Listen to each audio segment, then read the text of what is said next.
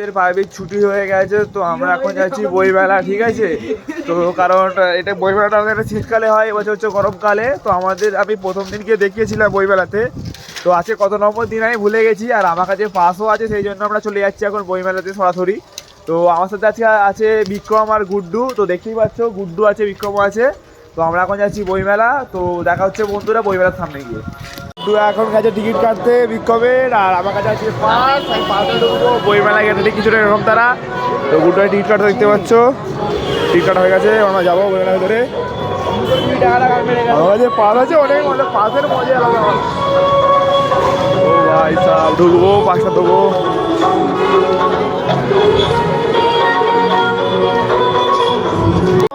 একটু ভালো ভালো জামা কাপড় পরে এসছে, কিন্তু ব্যাগ আর হাত ছুটি পরে চলে এসছে।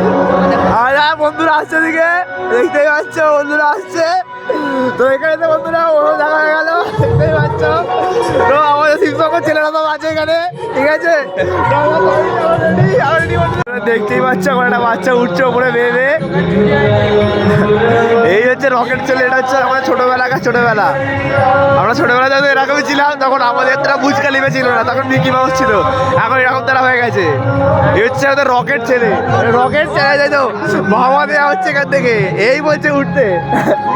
আর বাচ্চারা এখন নেমে আসছে, ঠিক আছে, আর নামতে পারছে না। ঢুকে একটা কাকিমার সাথে দেখা হয়ে গেছে, যে স্টল লাগিয়েছে, সেখানে এটা দিয়েছে দেখতে পাচ্ছ।